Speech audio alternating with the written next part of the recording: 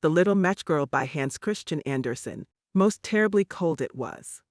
It snowed, and was nearly quite dark, and evening the last evening of the year. In this cold and darkness there went along the street a poor little girl, bareheaded, and with naked feet. When she left home she had slippers on, it is true. But what was the good of that? They were very large slippers, which her mother had hitherto worn. So large were they. And the poor little thing lost them as she scuffled away across the street, because of two carriages that rolled by dreadfully fast. One slipper was nowhere to be found. The other had been laid hold of by an urchin, and off he ran with it. He thought it would do capitally for a cradle when he some day or other should have children himself. So the little maiden walked on with her tiny naked feet, that were quite red and blue from cold. She carried a quantity of matches in an old apron, and she held a bundle of them in her hand. Nobody had bought anything of her the whole livelong day. No one had given her a single farthing. She crept along trembling with cold and hunger, a very picture of sorrow, the poor little thing. The flakes of snow covered her long fair hair, which fell in beautiful curls around her neck. But of that, of course, she never once now thought. From all the windows the candles were gleaming, and it smelt so deliciously of roast goose, for you know it was New Year's Eve. Yes, of that she thought. In a corner formed by two houses, of which one advanced more than the other, she seated herself down and cowered together. Her little feet she had drawn close up to her, but she grew colder and colder, and to go home she did not venture, for she had not sold any matches and could not bring a farthing of money.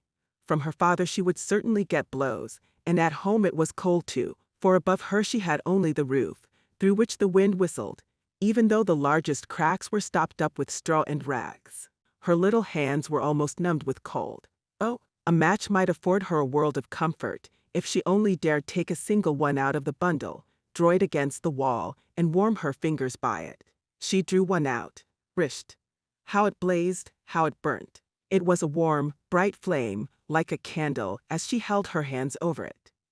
It was a wonderful light. It seemed really to the little maiden as though she were sitting before a large iron stove, with burnished brass feet and a brass ornament at top. The fire burned with such blessed influence. It warmed so delightfully. The little girl had already stretched out her feet to warm them too. But the small flame went out. The stove vanished. She had only the remains of the burnt-out match in her hand. She rubbed another against the wall. It burned brightly, and where the light fell on the wall, there the wall became transparent like a veil, so that she could see into the room. On the table was spread a snow-white tablecloth. Upon it was a splendid porcelain service, and the roast goose was steaming famously with its stuffing of apple and dried plums. And what was still more capital to behold was, the goose hopped down from the dish, reeled about on the floor with knife and fork in its breast, till it came up to the poor little girl. When the match went out and nothing but the thick, cold, damp wall was left behind, she lighted another match. Now there she was sitting under the most magnificent Christmas tree. It was still larger and more decorated than the one which she had seen through the glass door in the rich merchant's house. Thousands of lights were burning on the green branches, and gaily colored pictures, such as she had seen in the shop windows, looked down upon her. The little maiden stretched out her hands towards them when the match went out. The lights of the Christmas tree rose higher and higher. She saw them now as stars in heaven. One fell down and formed a long trail of fire. "Someone is just dead," said the little girl. For her old grandmother, the only person who had loved her and who was now no more, had told her that when a star falls, a soul ascends to God. She drew another match against the wall. It was again light, and in the lustre there stood the old grandmother, so bright and radiant, so mild, and with such an expression of love. "Grandmother," cried the little one, "oh, take me with you. You go away when the match burns out.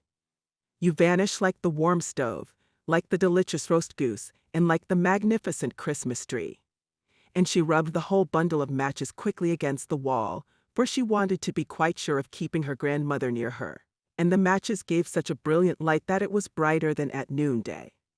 Never formerly had the grandmother been so beautiful and so tall. She took the little maiden on her arm, and both flew in brightness and in joy so high, so very high, and then above was neither cold, nor hunger, nor anxiety, they were with God. But in the corner, At the cold hour of dawn sat the poor girl, with rosy cheeks and with a smiling mouth, leaning against the wall, frozen to death on the last evening of the old year. Stiff and stark sat the child there with her matches, of which one bundle had been burnt. She wanted to warm herself, people said. No one had the slightest suspicion of what beautiful things she had seen. No one even dreamed of the splendor in which, with her grandmother, she had entered on the joys of a new year. Subscribe to our channel and let us know which story do you want to hear soon.